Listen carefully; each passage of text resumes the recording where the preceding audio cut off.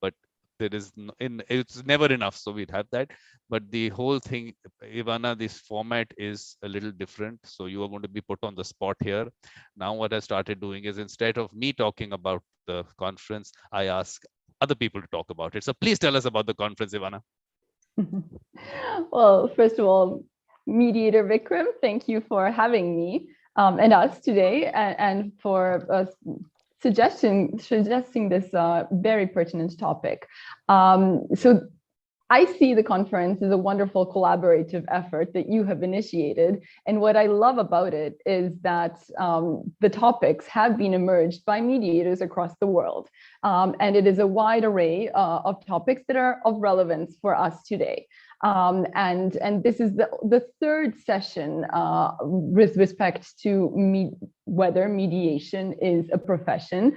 And I have to say, I've very much enjoyed listening in to the previous ones. And what I particularly like about the format that you have created is that it is essentially, in effect, open source, and it's available on YouTube at demand, which is particularly useful for me or anyone who has a busy day and then can access these various conversations with mediators across the world at their own convenience. So really, thank you for this, and it's an immense effort and added value to the mediation community, but I would have to say also to the world, having in mind the values of mediation. Thank you very much, Ivana. Look at this. Could I have said it better? Can't say it better. I could not have. So thank you very much. This is what's required, and I'm not going to. It's not Pascal's not going to be left out. Pascal, please tell us about the conference. Of course, you've been on the session on mediation in criminal cases. So please. What we all know is what we know as viewers. It's running from May 18th, started, until June 2022.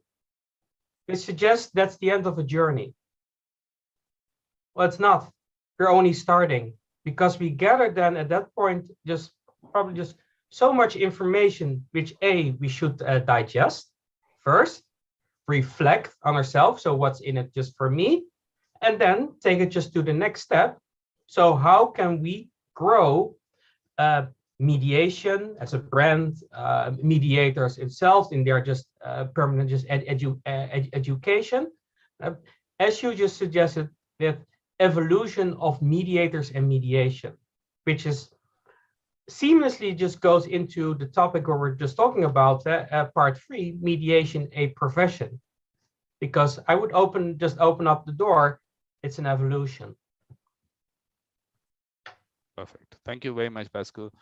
The only thing, let me also put down that, of course, Ken was so nice to celebrate his birthday with us. And of course, Ivana was there. And so it was very nice of him to do that. So let me now, of course, we have to go to Ivana. Of course, Ivana said that, look, she can't take off her official hat. So no issue. Ivana, IMI, but can I put Serbia somewhere, if you don't mind? Certainly, I can also. No, I'll do that. So Ivana, you'll have to tell us about yourself. Only let me also, before you tell us about yourself, there was the episode of Mediator Experiences on which Ivana came. We had a wonderful conversation there. So it's on YouTube. So just search Mediator Vikram Ivana, you'll find that. So thank you, Ivana, for coming on that and here. Please, about yourself, and then we'll move on.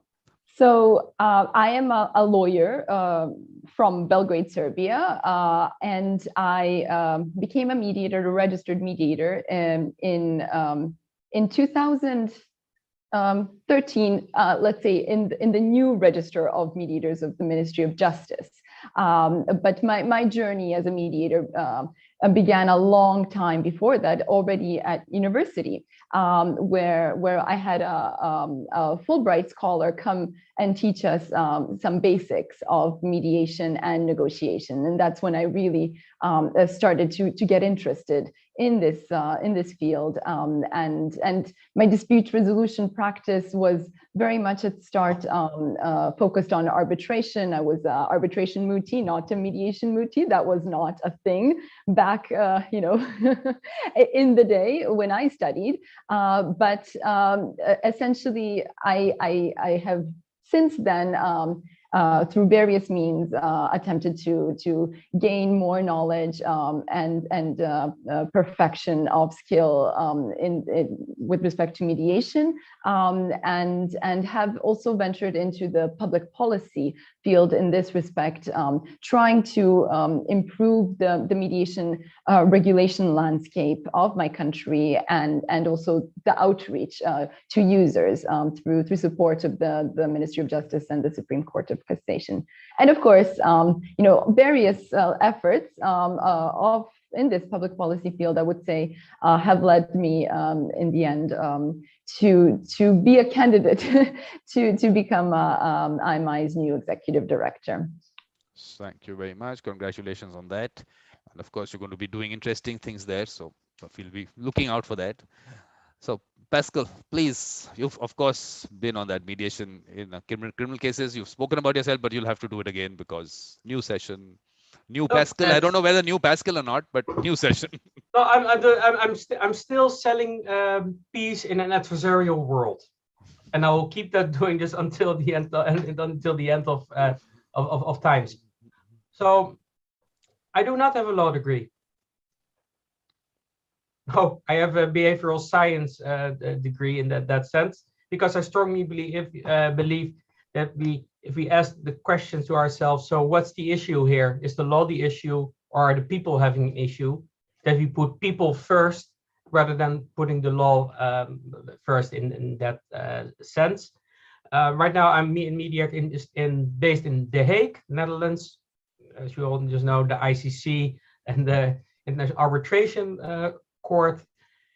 And that capacity, I'm Mediator doing just family cases and criminal cases. And next to that, I'm a certified hostage negotiator, crisis negotiator as well.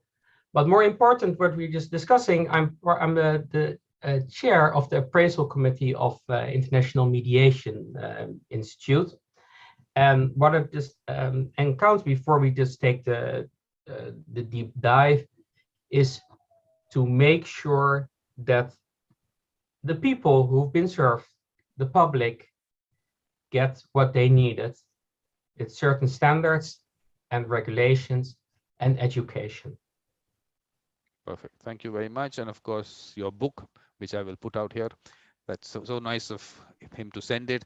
Of course, he maybe doesn't know because I keep talking about it that I don't read books. It is but thank you for sending it. Yeah, it is available on Amazon, Barnes and Nobles. You name it, we got it. So that's just a good thing. But I'm eager just to tell you as a professional. So yes. Challenge us, Vikram. What we'll do is, look, we'll start with Ivana telling us what a profession is. What is a profession, Ivana?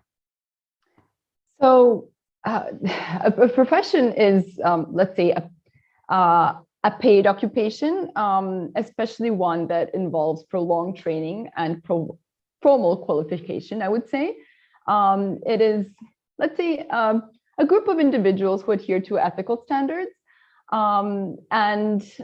Yes, I would say being in a profession requires special skills, particular skill set. And, you know, it's a branch of, it's a certain type of occupation that is well respected because it involves a high level of skill building and education. And being, let's say, European, I always like to refer back to you know, the let's say legal and also being a lawyer to the regulation in the EU of what a regulated profession is, and yeah, so we can touch upon that a little later, but essentially that sums it up. Yeah. Perfect. Pascal, what is a profession? Profession is, to me, a job you doing or a task you fulfill, whether or not you get an incentive from it. It doesn't have to be monetary, could also be in the form of education, could be any forms you get just back in that, or even the reward of getting something solved or getting something fixed, and where you got to have a specific skill set in order to perform that task. Well, where the distinction is in that sense, this professional, as we say it in the rest, especially in the Western world, you know your stuff. Because So actually, quality. Mr. Panchu in one session on that mediation in India was talking about Roscoe Pound said something on profession, which I found interesting, but I haven't been able to find that. I'm still going to search while we're talking. Maybe I'll find it. It's a very nice thing he said about what Roscoe Pound said about media, about a profession. So maybe I'll try and find it. But the only thing, look, even the problem that comes up for me, I don't know. Look, I should not be taking it to a direction in any direction. But actually, whenever someone says which requires training, then I look back into people who are mediators, as the world has maybe known, and the people have known, communities have known, and then I look at their trust in them, their actually the user experience being a good user experience, and then no training concept at all being there. But can we say training in life kind of thing? Because look, I want to use your word training there, but I want to use it maybe on a wider thing, maybe just because I feel that everyone maybe gets to me saying that, look, why do you keep saying this training part? Because that formal training part of it, you heard me, I'm sure you heard me enough saying that. I won't get into that. How do we balance that part? Well, first of all, did I say training? Yes, you did. I said skill building, and certainly, yes, training can be a part of that. But to go, let's say, to the question, I mean, it's an interesting way to frame it. Frame the conversation. Mediation, a profession? ? I would always say, mediation actually is a process. So my favorite definition was given by Michael Leeds, the first and foremost executive director of the International Mediation Institute. Mediation is a negotiation facilitated by a trusted, neutral person. So trust. And how do you build trust? You have to have some quality assurance.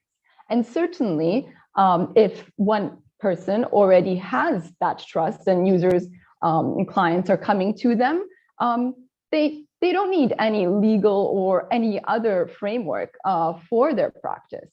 But what about all the rest? And what about when also certain other legal elements come into the picture, such as enforceability, that is relevant for commercial disputes, especially cross-border disputes, now, especially with the Singapore Convention. How about, the relevant knowledge that you have to have, if you're a court-annexed or court-connected mediator. So that's where some aspects of regulation had to come in. And being, why I said, I have been not only a practicing lawyer and mediator, but somebody who worked in public policy, I started to analyze all these different levels of regulation, which often have not been beneficial to development of mediation in various jurisdictions. And that's why actually I was quite inspired in my work already back in 2013 and started to seek guidance from the International Mediation Institute to help me in my efforts in my own country to improve the level, the quality of regulation of mediation. And in this respect, I always like to refer to Naja Alexander's work in this area, and especially this one particular quote when she talks about regulation of mediation. And this aspect, it has been a very controversial one, and it is especially this question of regulation of the development of mediation from a life skill to an industry to finally a profession. And so why do we regulate? Going back to the EU, let's say, legal framework, a profession is said to be regulated when access and exercise is subject to the profession of a specific professional qualification. That is, I just read this. That is the definition of a regulated profession. And so it is a question whether mediation should be regulated, by who, and to what extent. That's where, let's say, already 15 years ago, various thought leaders, stakeholders in the mediation field came into the picture and said, well, yes, we should, mediation is a life skill, but in order to give it wings, in order to enable mediation development across the world, we need to have these various distinguishing factors and emerge some common ground, some common lowest common denominator agreeable to all, so that users will be able to, access mediators who are also confirmed by other users. And essentially, that's how IMI's criteria for credentializing emerged, and that's how the whole process of certifying mediators, IMI mediators, emerged. And where I saw it, where I was very not just interested but impressed by the whole concept, was that that actually it's all about users and all about user feedback. Whereas, for example, in my country, it was always either the regulator, the Ministry of Justice, or the mediators between themselves wanting to make a chamber or association, and then to talk about what criteria are the best. IMI, on the other hand, took this whole other concept of, okay, let's give users what they want, and essentially made a credentializing scheme where the users are asked what their experience with a certain mediator is, and to make it public, essentially, to allow for transparency. So training, yes, I think for any or training, skill building, for any profession or any vocation, you have to, continuously develop. It's the only constant is change and improvement, and how you do it, whether you do it through access of wonderful content of the International World Mediators Conference, whether you read, enroll in a training program. That is essentially, up to you. But certainly, the let's say structured, facilitated environment where you have some peer feedback and some recognized way of, having this feedback is, in my opinion, very, very necessary, so that we can have, the quality maintained. So, of course, Pascal, I'll tell you where I'm kind of coming from. Is that one end, people, of course, talk about training, and good thing is Ivana at least is moving to skill development, to my skill development concept. So that's a good thing. But I'm just looking at it from the perspective of the skill, because mediation. Yeah, please. Okay. That's easy just to answer in that sense. When you just come to a training, everybody is born with a certain skill set. I believe. I'm a strong believer in that. With a training, you're activating certain parts of that skill set. So you improve that awareness. And training is that part. And then the training itself is the training on the job. Is it actually doing it? So we're all still in training in that sense. And what we do as mediation, as it evolves, it's a transformation. It's a development of formal qualifications based upon these the skill set, based upon the educations, and even through examinations, which result in our just profession being potentially either IMI qualified or IMI certified. So that's the training. It's just a hard word because what is training? Because you could argue if you just bring, well, a Michelin star cook, does he need to just go to the French cuisine in Paris in order just to be a professional? Or can it be just a natural born, learned cooking from his mom and evolved into that? I believe the latter one. And we see that there are certain standards coming in. Hygiene, certain skill set with just the chemistry side, at which point you just have the perfect egg, as an example. I see that parallel with the involvement of mediation.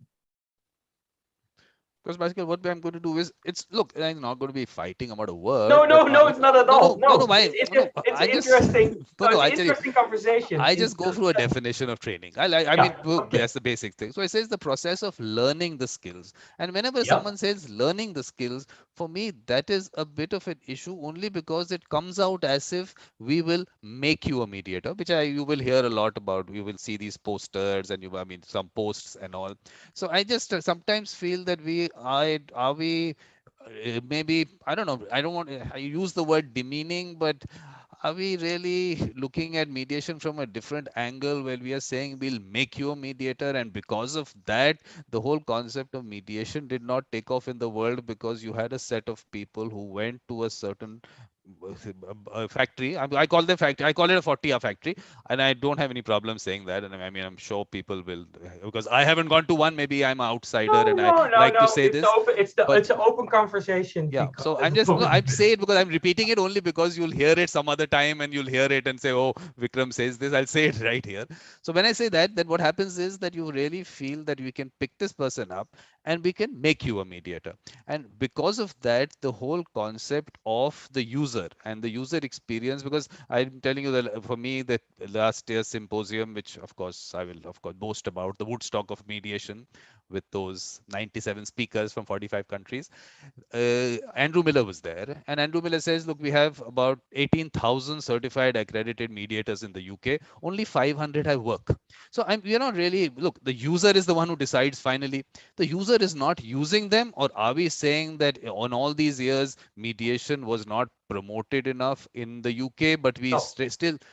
Yeah. There's one thing, and it's one of the characteristics. If you look at marketing, mediators are not just from a natural point of view a marketeer. So market just themselves.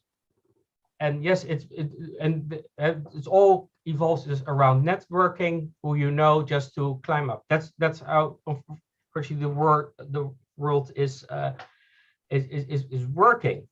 However, as an IMI, we help them just to open the doors to see or to show them there are opportunities in spreading your business, creating that just the business.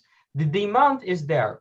We all know there's a huge demand of people want to just get their issues solved, and not necessarily just through court. But we have to just set that foot in the door, and we have to turn that whole adversarial world attitude or approach to... What we do is, Pascal, I'm not questioning the fact that IMI is doing good thing. That's it. We're not getting at that. Totally not at all. That's why they look. Of course, Ivana is wearing the hat, but for a moment, I'm just saying, take off these hats for a moment. For a moment, all I'm trying to asking you to get into only. It's a thought that we are putting across, that if has mediation not taken off because mediators have not been able to market themselves, or is it that the user experience has not been good enough for people by word of mouth to even talk about mediation? Because look, that figure just sounded too much to me. 18,000 people, it's a factory, you made all your money in the training, on 500 I work. Are we going to just keep churning out people into this? Is there some issue somewhere? Yes, Ivana, please.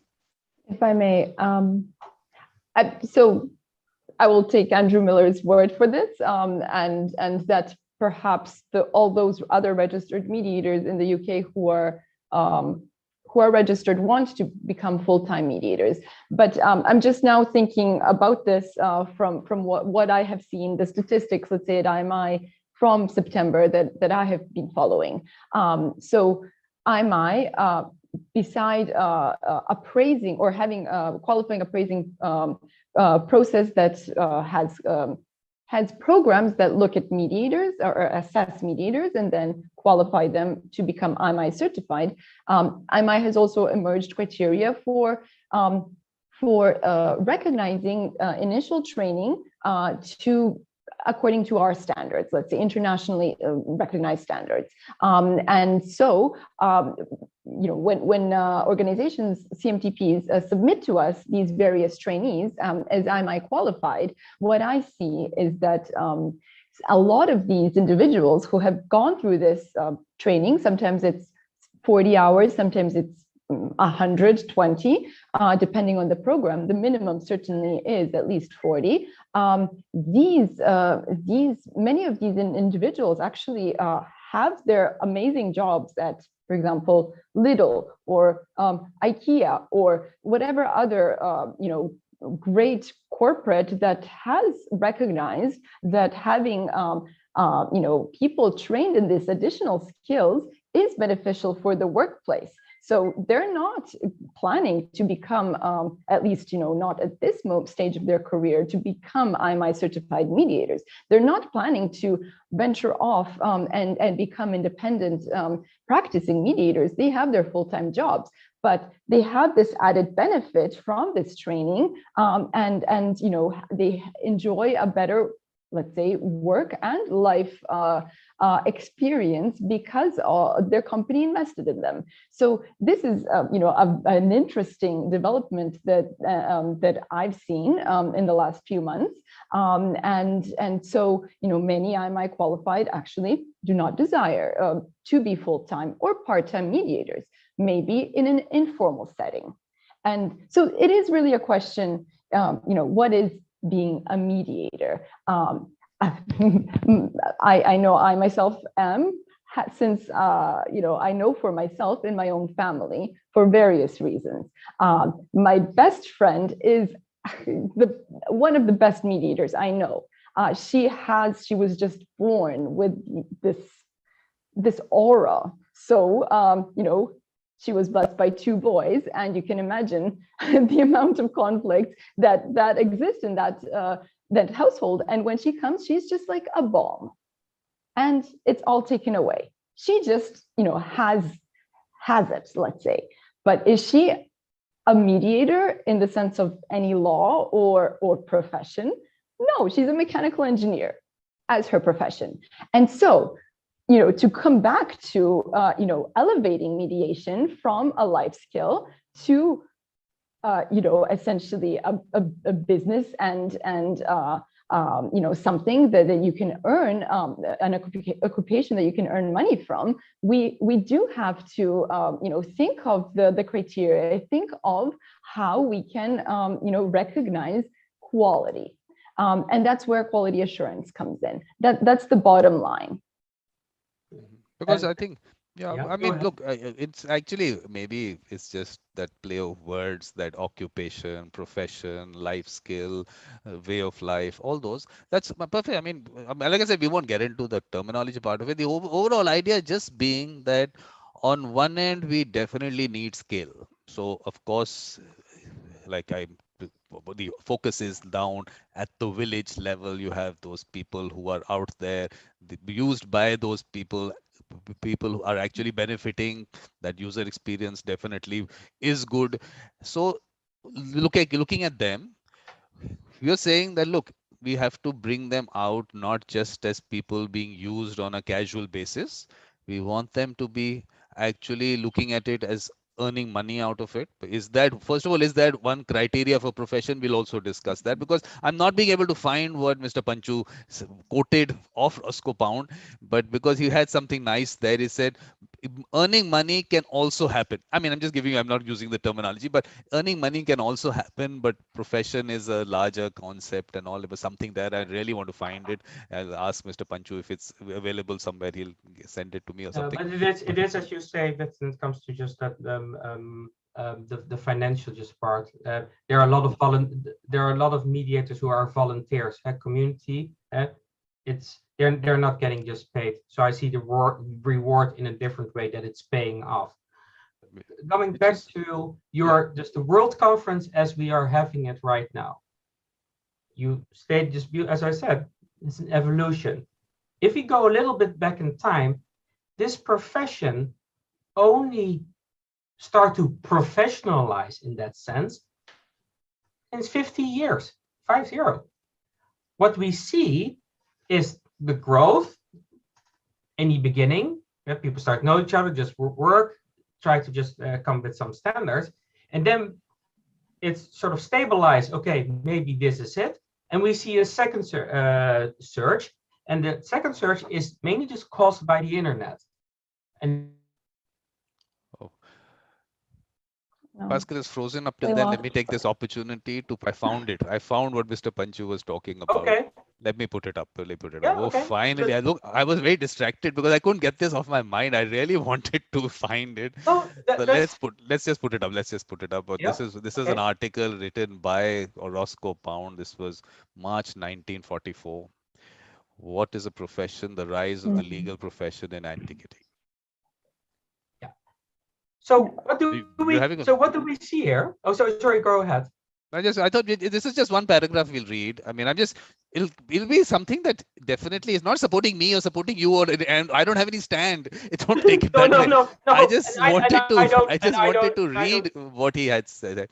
So what do we mean by the term profession? Is it any more today than a name for certain callings which have a traditional dignity, and for certain other callings which in recent times have achieved or claimed a little dignity?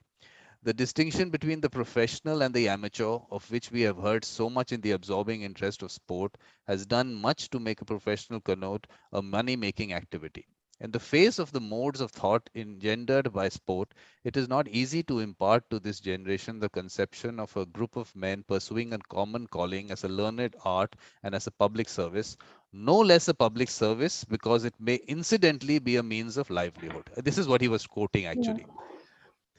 Yeah. I mean, public service, yes.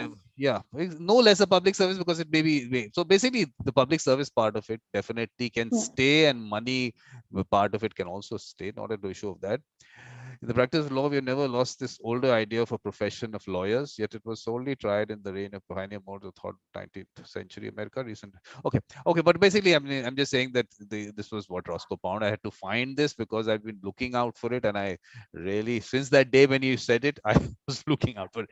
So yeah, Ivana wants to come in. Pascal, Ivana wants to come in first. Ivana, if she raises her hand, she comes in first. That's it. This is standard protocol. No, we cut off Pascal, but just to go back to that quote, that resonates with me quite a lot. I mean, in my mind, informally, what I said was respected. So the profession is respected. It demands respect from the community because of the added value that it offers. So, doctors traditionally, lawyers, for example, you will find actually on IMI's website this interesting study that was conducted some 10 years ago by it was a huge research effort by a German institute where they looked at trust and perceptions of various professions.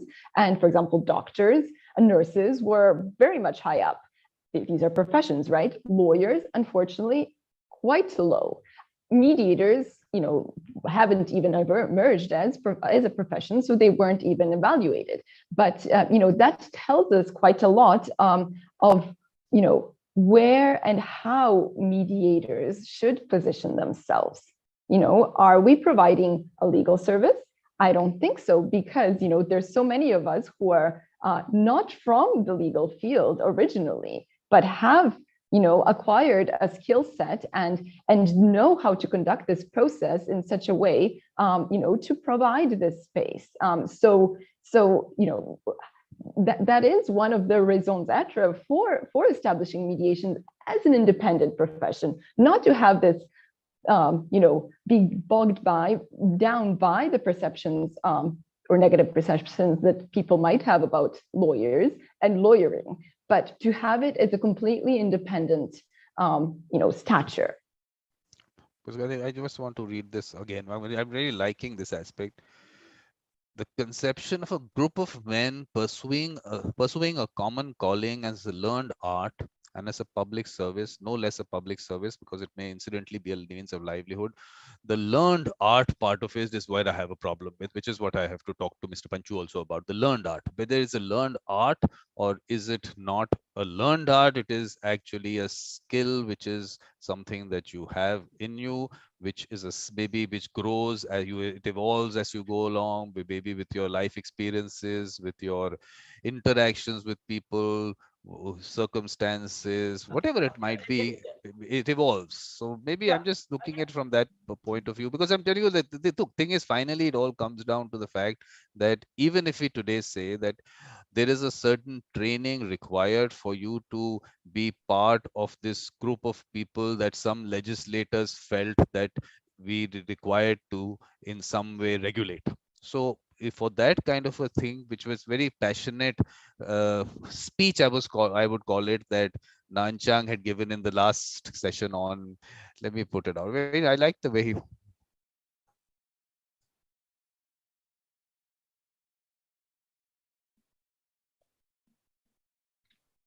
Cannot hear it.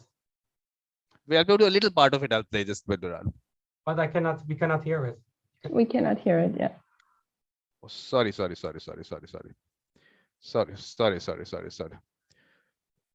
sec. Maybe while we wait, so I think there's also another interesting quote that was, let's say, maybe one of the bases for the contemplation of this 70 plus individual or professionals that met up and emerged the criteria for IMI's QAPs, the Independent Standards Commission.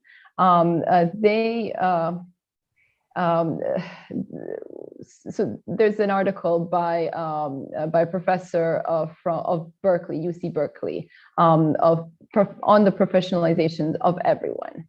And he says, any occupation wishing to exercise authority must find a technical basis for it, assert an exclusive jurisdiction, link both skills and jurisdictions to standards of training, and convince the public that its services are uniquely trustworthy and tied to a set of professional norms.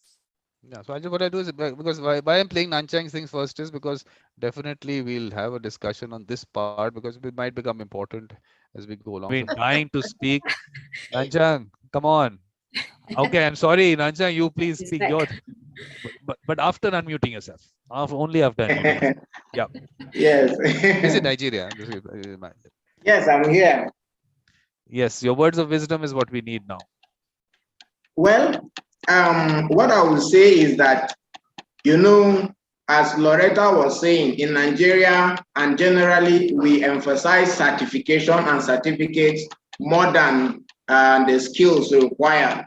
So, and then we discover that when you go to our communities and where these disputes actually take place, it is not in official settings where you will require maybe official people who are certified as mediators to actually mediate between these disputes. And we also have instances of the practice of mediation advocacy, in the sense that you will see a dispute in a particular community, they appoint one or two persons to go and approach the other community on behalf of their own community, and they discuss and negotiate things. That is mediation advocacy. It's just that currently we have customized it and packaged it, and then it becomes a means of training and earning money and resources, and then it's making it difficult for people to come in.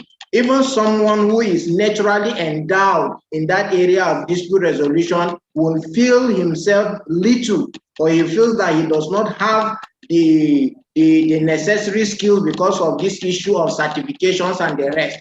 So when you go to the villages where you have dispute arising, people fighting, killing themselves, we need people who are mediators. And these trained mediators we have in our society today, they will not go to the villages.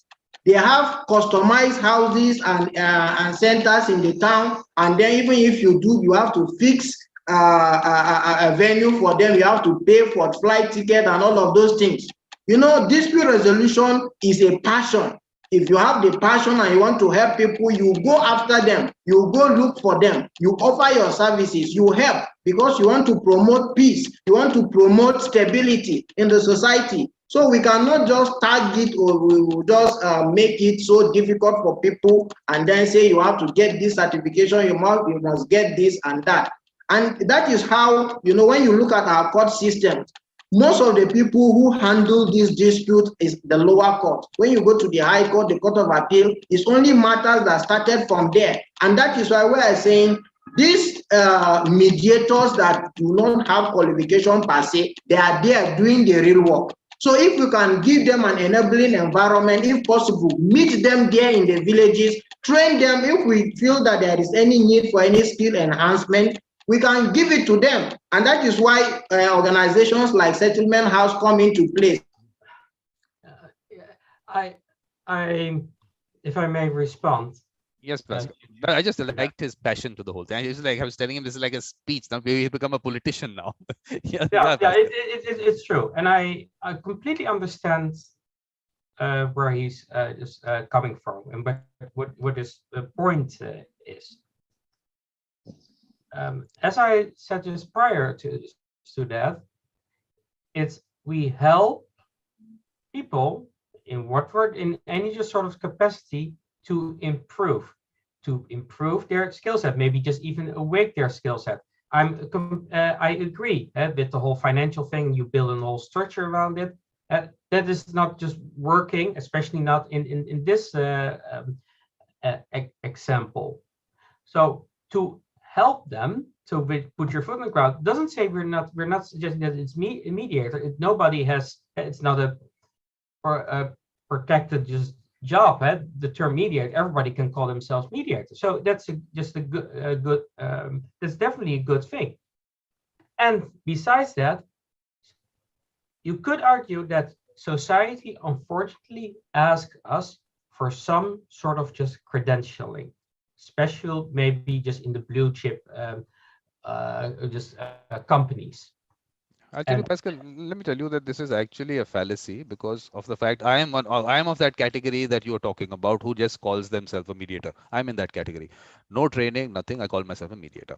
I go out, I go to companies and I tell them, try mediation. They have no idea of any certifications, accreditations. They trust me. They work with me.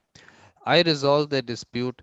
The person goes out and says, I've now become an evangelist of mediation, and I actually put one interview. I put one interview out in that. So this person goes out. So I am now promoting mediation without any concept of accreditation, certifications with it, because of the fact, what am I otherwise going to do? If I have to promote mediation in India or anywhere in Africa or anywhere else, if I am going to put it with, say, a certification, I am going to limit, first of all, the people who can actually practice it. No, if you have to find a mediator, you have to go in this group or this panel or whatever. So I'm trying to remove that concept totally, because the numbers that we need, you can understand the numbers. If you look at I understand, and I understand the millions of matters which go into our courts every year, there is no way that look, first of all, let's talk about the fact that what are the numbers that can be churned out in, say IMI certification, how many can be churned out in the year, or how many are, so we can look at those numbers. Then you look at the numbers which actually on the ground, when you look at those millions and you say, if you have to reach that level and we have to give them this certified person, who is actually going to train them? Because definitely there has to be a quality control on the trainers. Do we have those numbers? Because I'm looking at, 18 million matters go into courts only in India. Only in India. I'm not saying this is the worldwide situation, because it's even worse in Brazil. It's even worse in the US. So Vikram, but yeah. I understand it, and from especially just your body. I mean, keep on doing the great work. As I said, keep on doing the great work and be the evangelist that you are when it comes to mediation. And I believe that's the purest form. And next to that, and that's what we see just on the border just country, which might not be just applicable to just all the countries as I see it as a bystander, not from an I just point of view, just as a bystander. What's being triggered by the Singapore Mediation Convention is the word mediation. Now it's becoming more just serious. There's a convention, so there has to be just automatically some sort of professional being just connected to that. So we see from that perspective, we see a growth in the demand of that form of, which is just good. And again, No, Pascal, I just want to maybe correct you because you said I am the evangelist. I am, but I created an evangelist, a large company, legal head. We had the user experience because I made them try it out. That person has become now an evangelist. So I'm saying a user experience is what is going to take this forward. And the moment we go into anything which kind of limits the people who can do it, the fact is that that hasn't worked. The numbers in terms of accreditation certifications, I gave you the UK example. Similarly, I talk to people all over the world. They've got all of it going. They don't have work. Why is the work not coming? We have to go into that question because in terms of this aspect of professionalizing really it, it's already happened. It's not a new thing. But it's really simple. It's really simple, Vikram, in that sense. Unfortunately, what we see when it comes to with training, just professionals, when it's about become popular, you have all these training centers and trainers just pop off. And what do? They promise you gold. And what do they get in return? Dirt. Exactly. That's what's going on. That's the problem right here with the 18,000 versus the 500 plus or so in Andrew Miller's just his example. So that's therefore we argue what we see is we need to have just keep the mirror just in front of him. Are you willing to, etc.? Are you aware of these consequences? If we do that, and I do that personally. I'm not, if I say, oh, I want to do mediation, I say immediately, are you aware that you have to do this as well? You don't need to go just to certification, would be ideally. It's really helping in just a lot of just circumstances at least in the world or in the Western just parts of the world that I'm just living in. So in that sense, we need it. But again, I would encourage each and everyone, regardless of their just profession, as Ivana beautifully just explained, as a mechanic, regardless somebody just outside, to go forward and continue just being aware, just helping other people to solve issues, because that's the core. Yeah. No, but that's Pascal. But Ivana, I'll just get you in. Ivana, what I'm putting across to you is the fact that finally the process is like religion. Put fear in people's mind. Similarly, there is this concept. Let's put fear in people's mind that if you do not go to this particular kind of person with this particular kind of certification, there is something very serious which is going to happen. I'll give you an example. Say in our court system, there they said that you have to be a lawyer, you've been at the bar for 10 years to be a mediator. And I keep giving this example that a person who enrolls in the bar on the first day can represent a person who's on the death penalty. But you are saying to be a mediator and sit in a room where people have a dispute, you will have to be a person with 10 years experience, because this is some rocket science.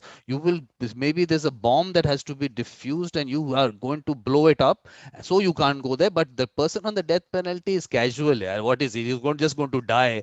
That's okay. So I'm just trying to show that that's fear that someone has put this whole concept around it. People maybe don't understand the process, maybe that it is the party's process. they will have to trust the person. They are smart enough to know whom they're going to trust. It is their dispute. They will put it to that person. The process is such they can walk out when they want. That is, and no one goes out and has conversations with people just like that. They know when to walk out. Here you're talking about a dispute, them talking about a dispute. So from that perspective, I think we have to give people the right idea on the fact of as people maybe use the process, use a person, and then they see, okay, we have benefited from people with this certification because this institution is in some way has a certain quality, and over time everyone's been talking about these people from with this certification being very good. Let it move in that direction, perfectly all right.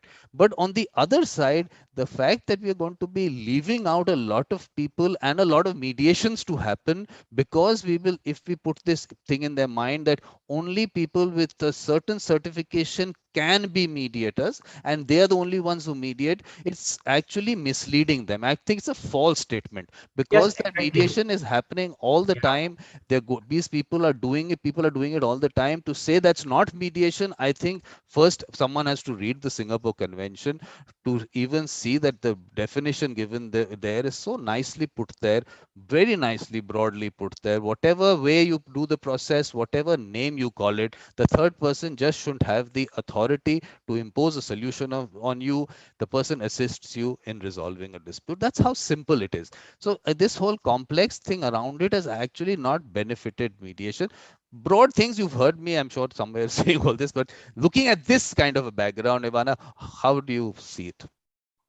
Well, the way I see it, Vikram, honestly, listening to you, is that you're the biggest promoter of IMI certification and you don't even know it.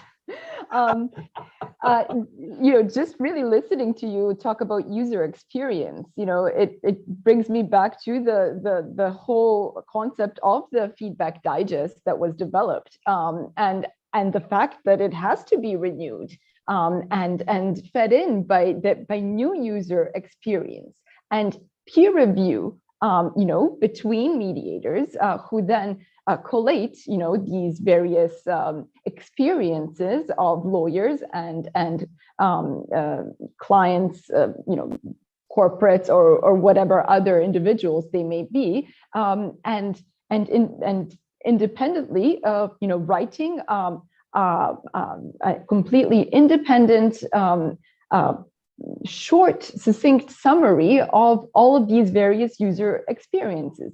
And that completes the IMI certification. And as how it is conceived, essentially, an IMI certified mediator cannot have their profile active and searchable if their user digest is not, accurate and updated. So that enables users to see who is, active on one hand, and who has, good ratings, and just, to go back, let's say a step back, the assessment,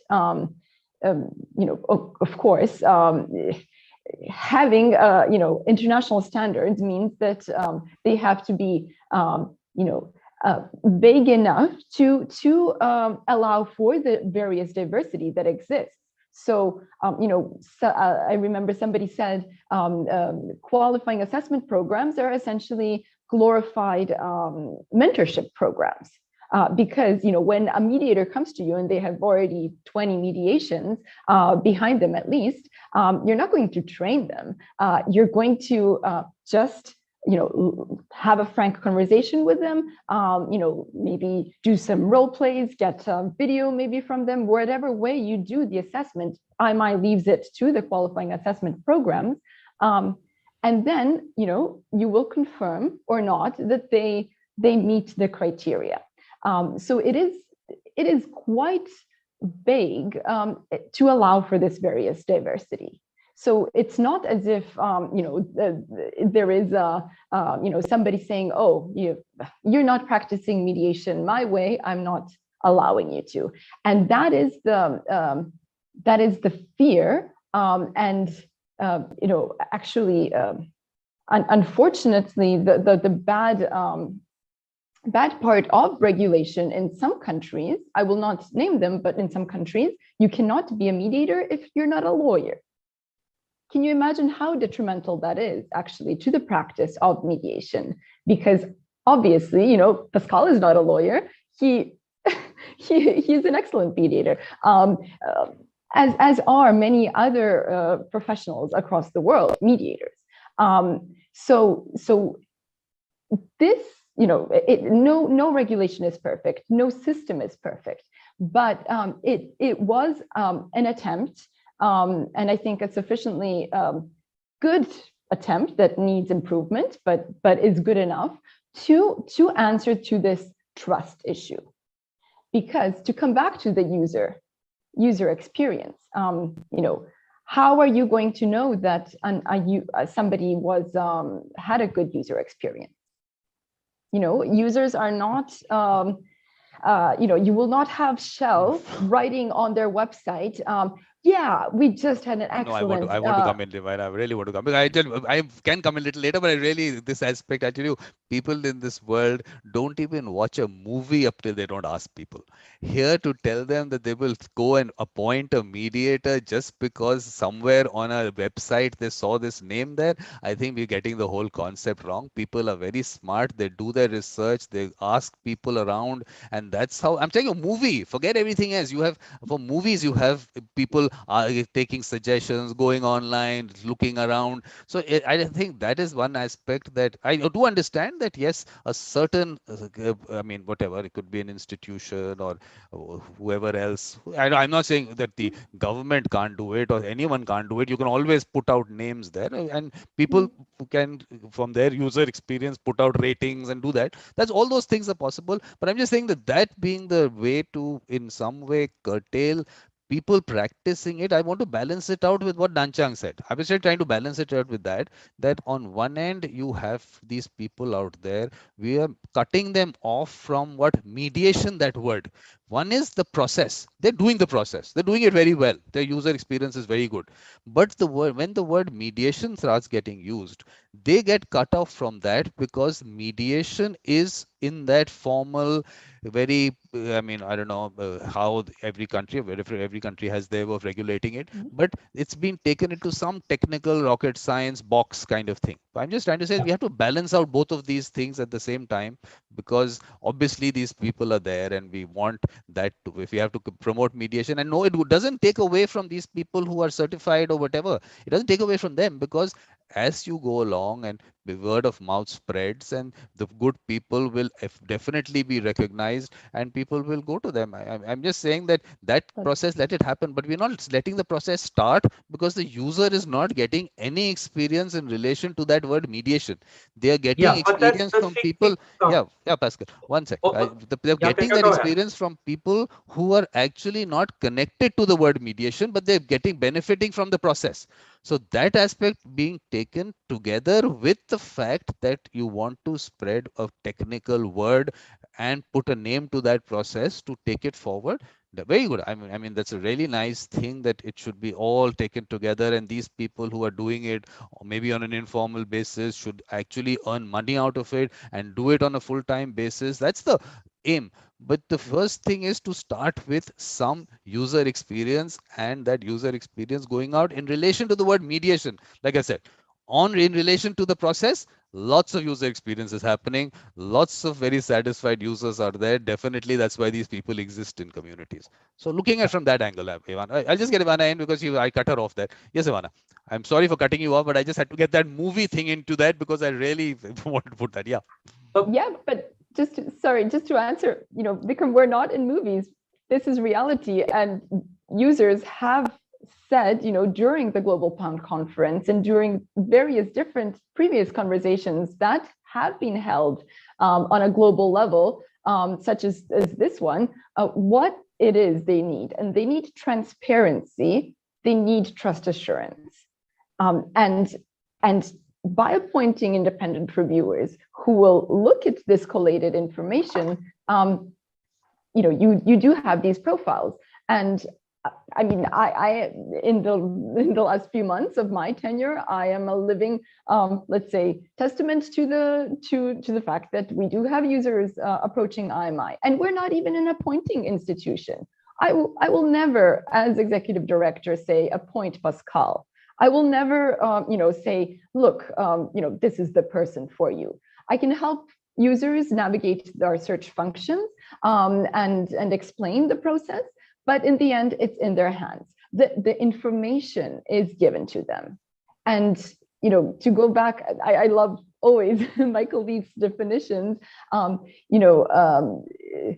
Mediation is essentially a sum of trust and information, and that's what we have attempted to do. Well, not we, I mean the people of IMI before me, let's say, including Pascal. But sorry, Pascal, I cut you off. No, it's okay. But it's yes, point Vikram. In your example of the lawyer and just with death penalty, it's the perfect example actually why mediation or mediator is a professional, and why bodies as IMI are need to exist. I go back to the theory of fair. It's beautiful because fair rules have, as long as there is fair, you can just rule. That's wrong. But it's fair for most of the times. Excuse me, whoever just is a lawyer, but who's practicing just within in that just particular field, standing in the court, protecting they think, there goes my financial part. There goes finances out of the door, where there is a huge potential actually to get even more clients. So that's one thing. Second, we tell they get told like, oh, you need just 10 years of experience and then you become a mediator. What we do, we tell them differently. Anyone, regardless when you're just from the university, if you're a professor, will help you to have, when we only create the proper or just an understanding of that particular just concept, and we grow from that point of view. And we educate. We're not educating. We're not just, yes, it's nice that we have the basis as a professional just organization, but we also create public awareness. And the public awareness is also through these social media, your channels, on our website. Whoever wants to hear it, we're all telling it to our customers. So we take them. User experience is one thing, but the customer journey is even more important. So we need to guide them and take them by the hand at the first step and help them. Because then we get the ultimate experience, and then, yes, then it will rise and evolve just to that occasion. So look, I mean, of course, the IMI part, for a moment, let's just keep it aside. I mean, that's perfectly all. I mean, you've got a system going, you've got your way of assessing and everything. So we got that. Perfect. We're keeping it for the moment. We taking those hats off. I'm going to remove the IMI thing from Ivana's name, and I'm only Ivana there. What I'm trying to say is that let's now look at it like that concern that, of course, and Nanchang Bai put it out there, because that concern is a very real concern because of the fact that you make a caste system. Now you created a caste system, and to say that this person is not capable of performing something which they've been doing all their life, because actually this is a certain stamp that this person has to have, only then they can do this activity. So what we've done really is that the activity which is happening on scale, like I told you that, okay, let me go back to the figures, because we have, like I said, 18 million. I'm talking about Indian example right now. 18 million matters going into courts every year. Now there was the government put out with a NGO, they came out with a report which said that only 3% to 25% disputes come into courts. The other disputes are out there. Now, how are they resolved? Whether they are unresolved, obviously those statistics could not have come up there, but that aspect of, if it's 3% of 1.3 billion, you can understand if there are 1.3 billion people, and from there, if I look at, I'm correlating with the figures in the US of 300 million having 100 million going into courts. And if we look at the same example here, will be about 400 million cases, and 400 million, 3% of that, is it close to the figure that we have in the courts? Yes. So is there something that we are missing out that people are actually maybe benefiting? One could be from other processes. I'm not saying it's going to be mediation, but maybe there is a whole activity out there, and we might disrupt it by saying those people you should not go to, or I mean, some countries regulating to say you cannot go to if you have to mediate, because finally why the legislation gets required? Only because at the end of the day, that settlement agreement being as good as a court decree, like we have a very good law in India, which I say is the best law in India in relation to mediation, which a lot of people say, oh, there is no law in India on mediation. So that debate keeps happening. But we have the best law on mediation because I look at the definition from the Singapore Convention, and our conciliation fits into that. So you get a court decree sitting in your village. So I'm looking at it from that perspective, that you need legislation for this aspect. But the moment you start regulating on the activity or that individual, or as you call it, a profession, then maybe we will miss out on a chunk of people, large chunk of people who are actually doing the best job they could have. And so many matters are not going into court, and we'll want to drag them into court first, and then go through a process where we are going to tell you who your mediator is going to be, and then take it from there. We can't handle that. The US is handling that. For whatever reason, it's still clogged, but 100 million matters go there, and they say, oh, so many percent only goes for trial, and otherwise they get resolved. They talk about that. But we can't even afford to take them to court and channelize it through there, because 18 million we have crashed. So 400 million, we can't afford to do that. So I'm just saying that what is already out there, happening there, let's recognize it. First of all, let's recognize it, that yes, these people are doing something which is the user is getting experience. Finally, is the user experience, like you said, IMI looks at user experience. Finally, it is the user experience which is important. So we have people who are giving this user experience, and we are not taking that maybe into account when we start looking at profession or regulation or all those aspects. Because finally at the end of the day, people are going to have to identify, or whoever they trust as mediators, they have to do it. So user experience and word of mouth is definitely, even for a profession, I'm saying even for a profession, that matters. No one is going to appoint a lawyer based on we have all the lists of lawyers in our country, all available on websites of our bar councils. No one appoints a lawyer based on that, and everyone's got a qualification, everything is there. No one appoints a lawyer based on that. It is finally word of mouth. So any profession also, if you want to call it a profession, will go through that whole route. But I'm just saying, let's not miss out on this large chunk of people who actually will tomorrow be looked at as inferior in relation to their skills, only because there is a class distinction which is created, which was Nanchang spoke about. It was another part of that same session. He was speaking about that aspect of it, that those people in that sense being a kind of a class distinction kind of a thing, more like the lesser human beings kind of thing. I don't want that to go message ever to go out, because they are actually the ones on the ground actually doing the work. So from that end, I don't know, Ivana, if you have something to put in there. I think it's an interesting observation and, let's say, thought process that you're putting out there. And I feel like we're talking about apples and oranges. In Serbian, we say babe žabe, grandmas and frogs, completely two different things. So it's not as if anybody will ever regulate peer mediation in schools in such a way to make any, roster or it, that the Singapore Convention or any other such regulation should be relevant to that sphere, just as it shouldn't be relevant to the various other spheres that I think Nanchang mentioned and you, I think, have highlighted here. Although I have to say, the Indian landscape, both with respect to mediation and the court system and wider, is still something I'm getting acquainted with, so I can't speak to it. But I can speak to the experience that we've had in Serbia, where, for example, our first law was back in 2004, for example, or 5, and then the next one in 2014. And essentially, it was a law that made Ministry of Justice the let's say appointing the ministry that does all the administration with respect to licensing of mediators, and then having a website which shows their information.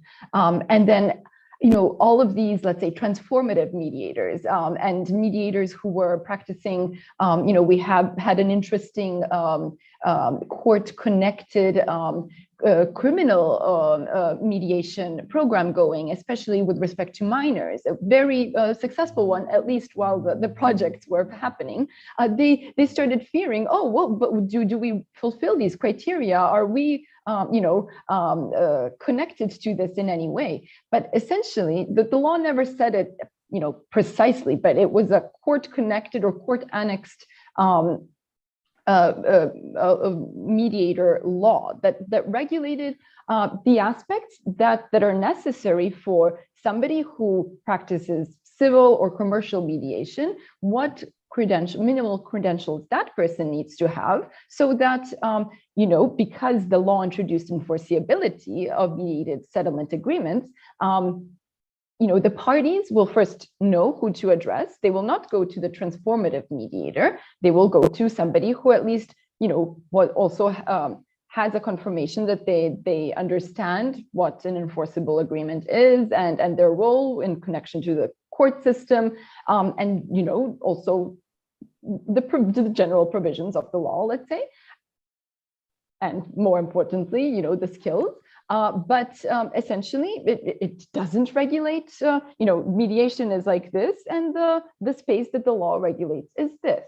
And similarly, I don't see in any way, my friend who lives in Bonn and is the light in her company and in her family, being any inferior to anybody else.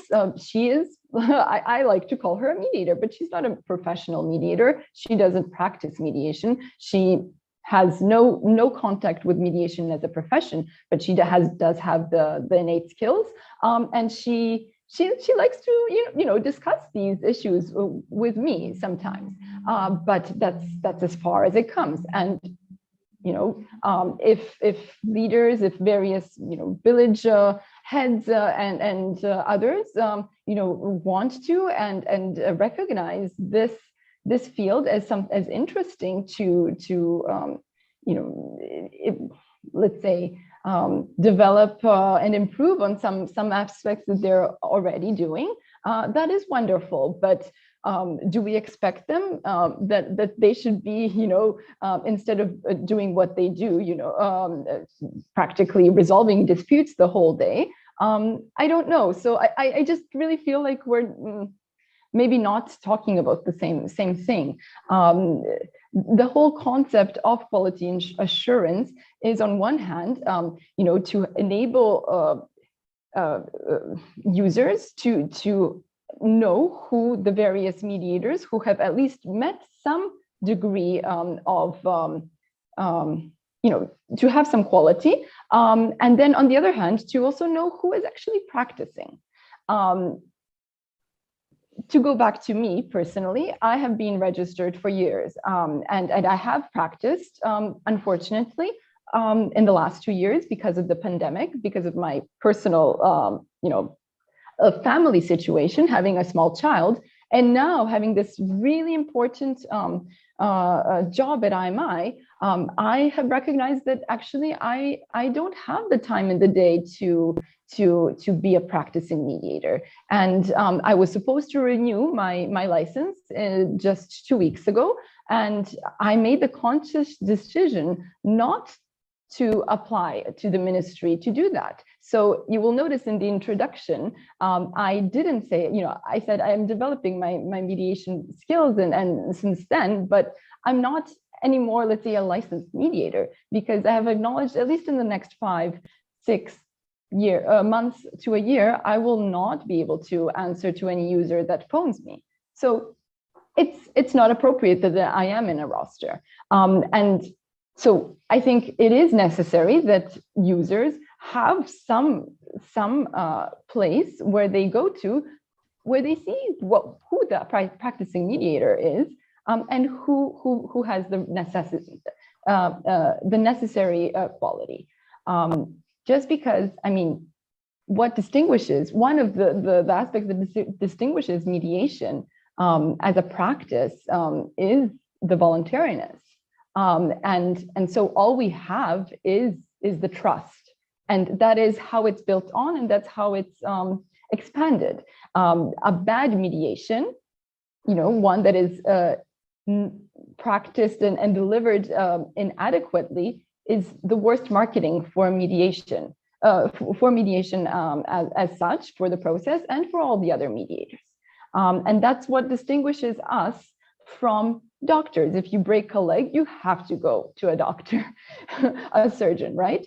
If you have a dispute, you have the alternative of litigation and arbitration. You don't have to go to mediation. So what we really have is to deliver the good process and make sure that inadequate processes are not being delivered, because that's most detrimental to the process and the development of mediation worldwide. No, I know, I understand. This is exactly what I was saying, that this fear that is put, this is what, or any kind of, like even say, like I said, religion does it, or any other field, that, oh, you don't do this, this is a risk that you're taking and all that. Like that normally happens with any kind of class distinction concept there.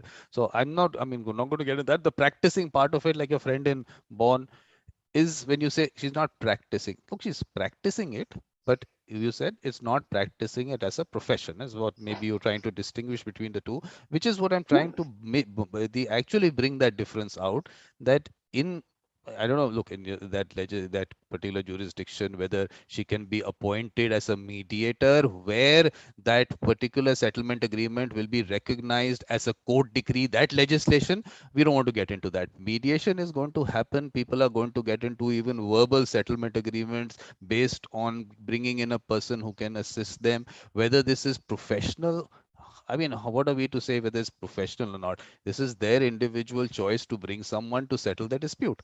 So that's as good as it takes. So nothing else that is required. So I'm just trying to say that the whole aspect of trying to create the whole legal framework around it and everything for something which is going to happen between individuals with the comfort on whom they want, whom they trust, is always going to be there.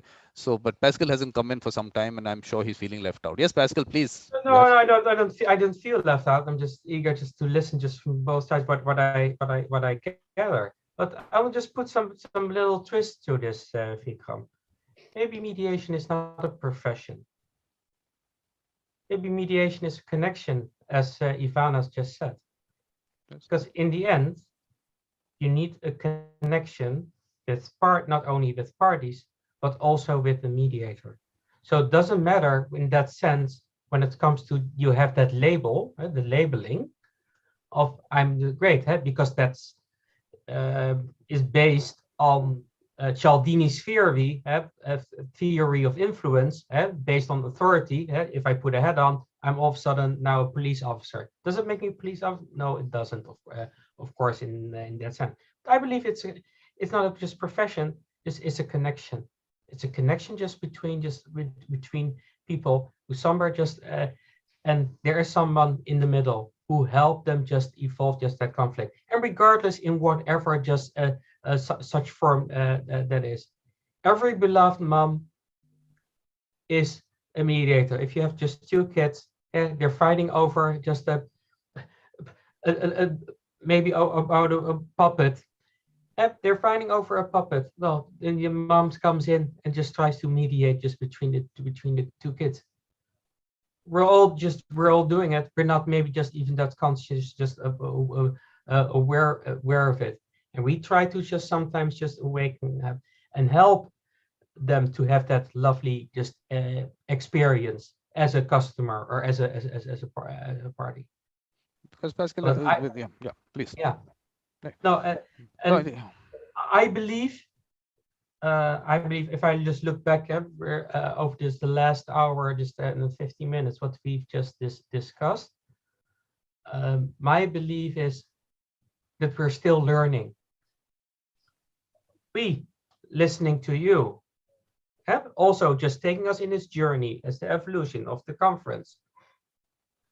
We listen to that and reflect. So what does it mean?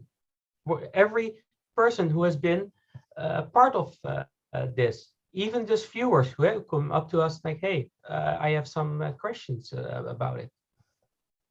It's still that learning just element. And when it's a profession, it's not fun. If people ask me, so you're a mediator, just an expert? No, I'm an expert when I retire. Then I'm an expert. Exactly. The evolution is going to happen. Yeah. Until that, I'm still learning. Now you understand that I of course have told you also the evolution of a mediator. That was the whole idea behind the series.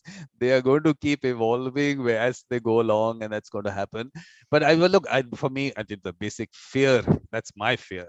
That if over time we create these class distinctions to say you are inferior because you don't have this certification, so you are not, as it moves further, next step is you are not capable of practicing. So what we are doing is that someone who has actually got everything going, we are going to end up, look, I am saying that, look, for the moment I asked you people, keep that IMI part of it. We've discussed that. We understood everything around it.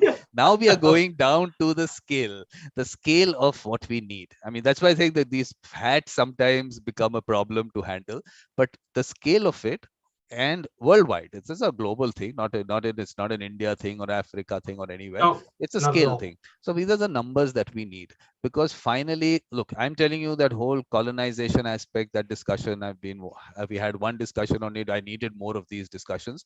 There is that conditioning of the mind over hundreds of years that the state will tell you what to do.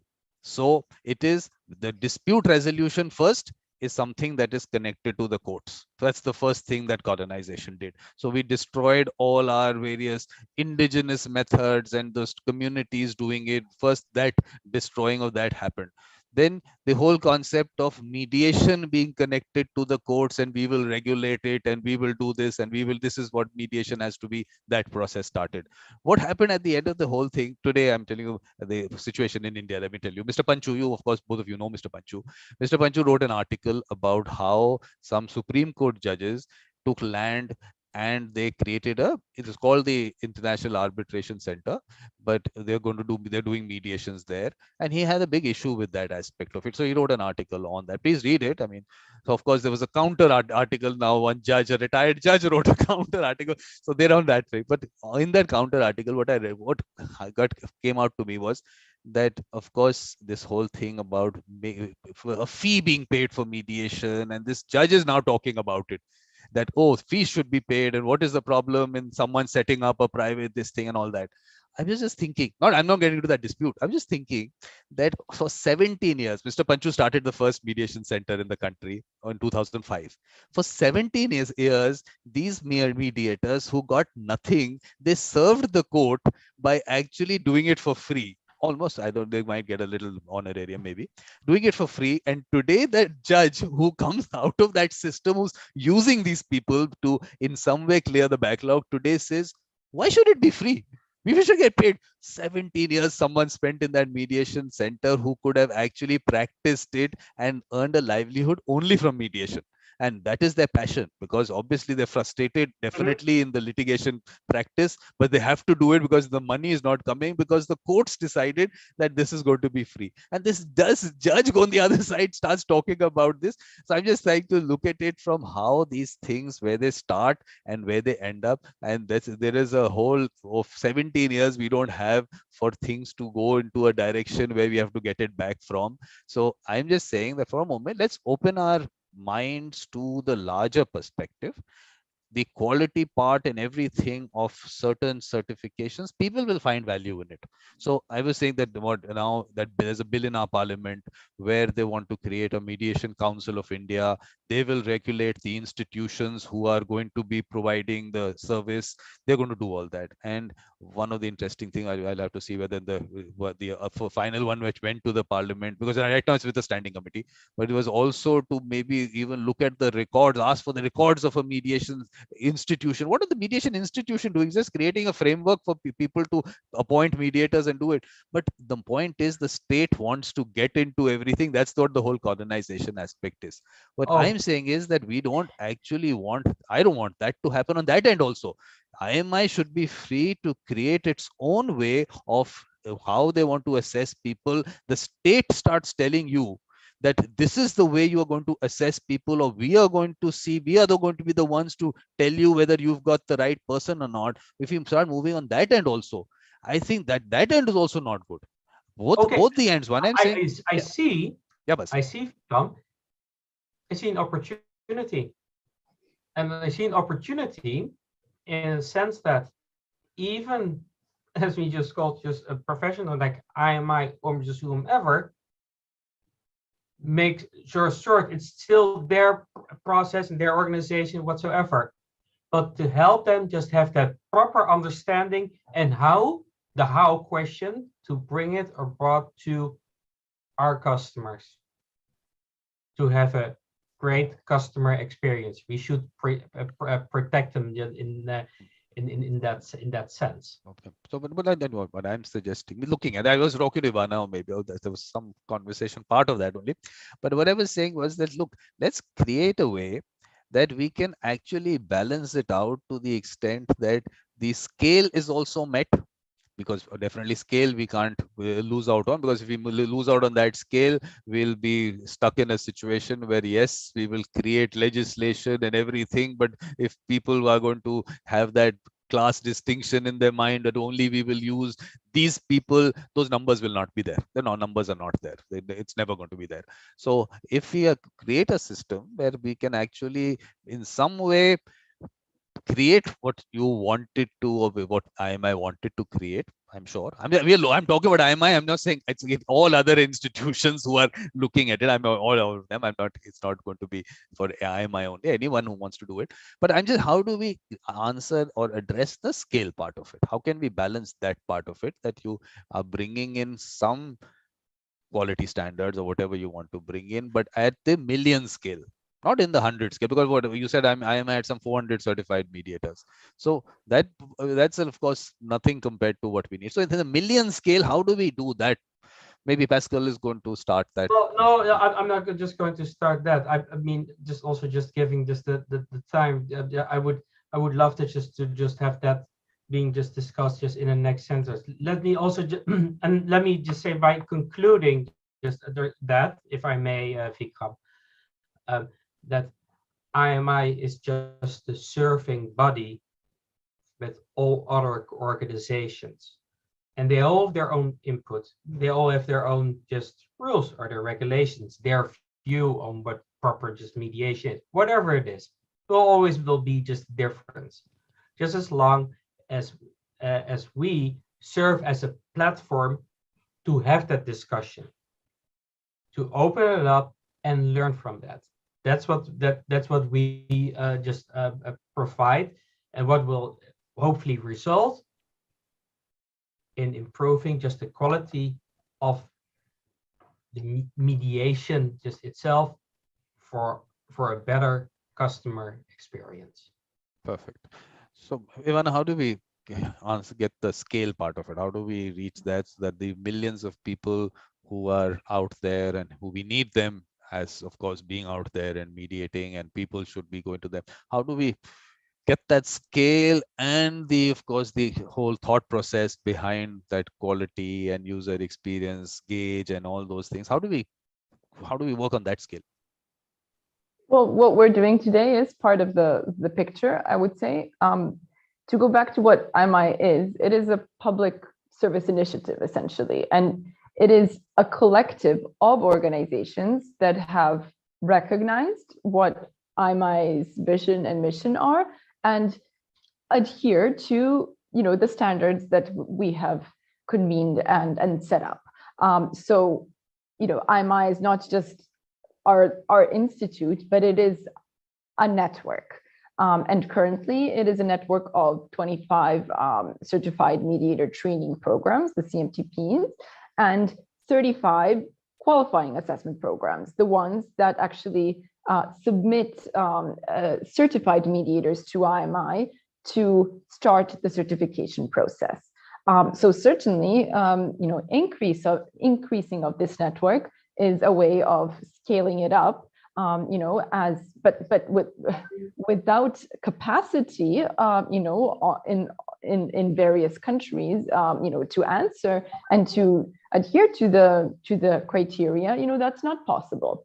And so one way that I see, and that I've started working on this, is to partner with various programs, intergovernmental development programs, for example, which are anyways contributing to developing mediation in certain countries, but have done this on a fragmented basis frequently, and then recognize now IMI as an institution that actually has good holding and success, and a prolonged years of experience, and actually quality to add to that, and something that is sustainable, because here in developing anything, you need to have sustainability.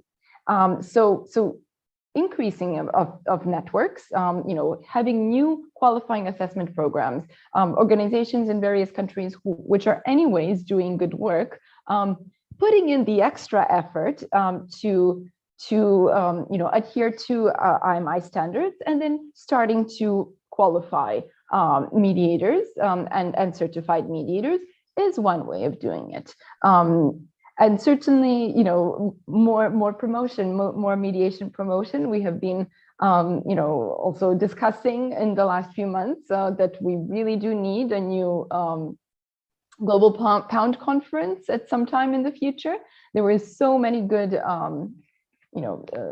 outputs from that conference, and it really got the ball rolling. And it would be useful to do another series and take stock where we're at.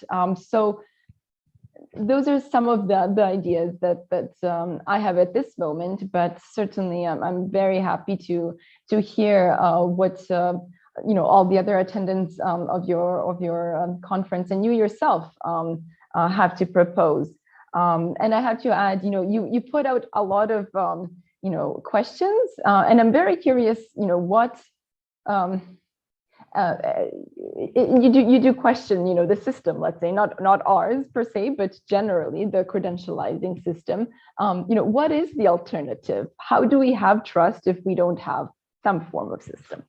What I'm doing is, which is, I thought maybe end of the last day of the conference, I'll talk about it, or maybe after the conference. I've got a structure in my mind. Which I want to work on, because obviously, like I said, this scale is required. So obviously there's going to be a lot of people at the grassroots starting from there. But you've heard me, I'm sure, that identify those who are identified by people, users, which is, of course, school is one part, community is one part.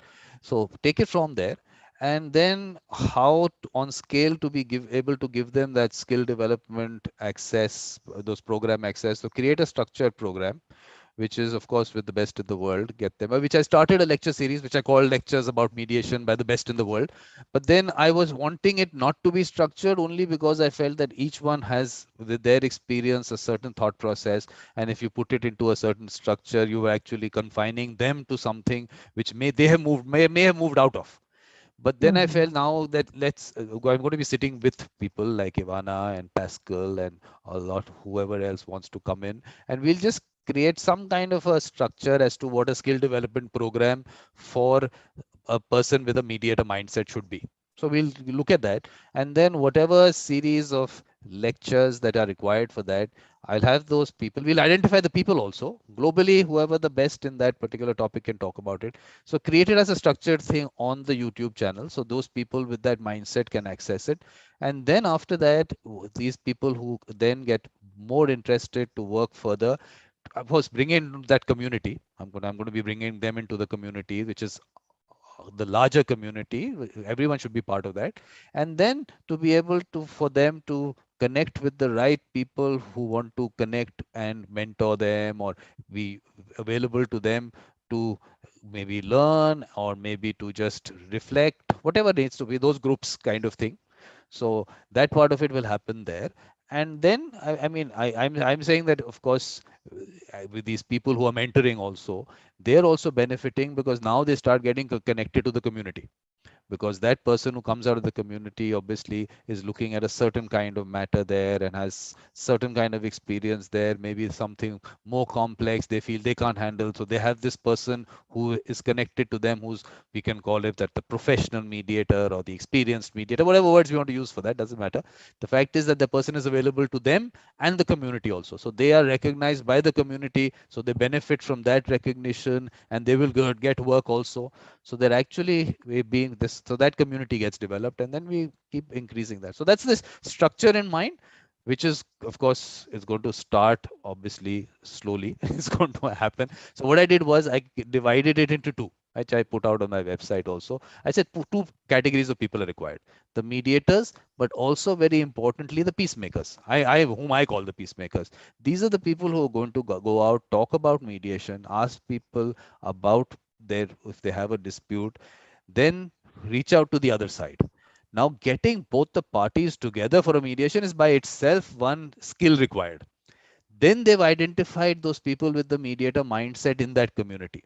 So it's a whole ecosystem by itself. So the peacemaker is talking about mediation, is actually going to talk about the dispute, reach out to the other side, identify those with the mediator mindset, bring them together. So they're doing that. So now this are these experienced mediators available to that community also, for any, like I said, more complex things required or any support required. So that's how it works.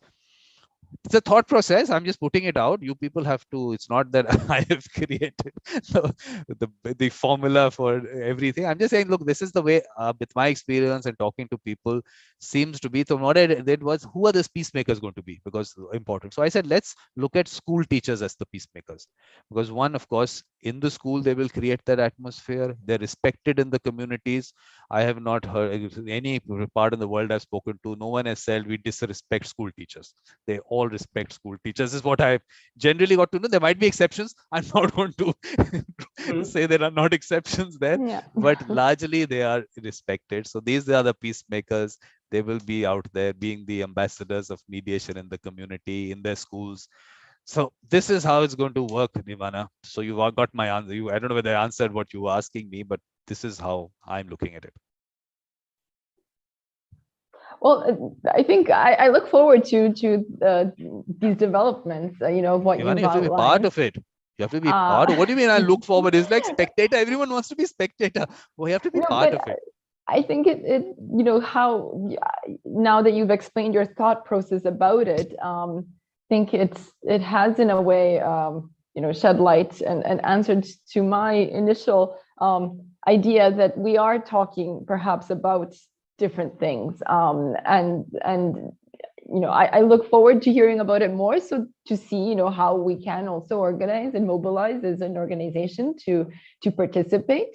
Obviously we are an organization, so it's not as What about easy Ivana? I'm talking about Ivana. Well, you getting the organized. Ivana has to participate. You started off being part of whatever that Yes, Mediators Vikram, Collective before you were part of IMI. Okay, so you've been but there, connected to those things.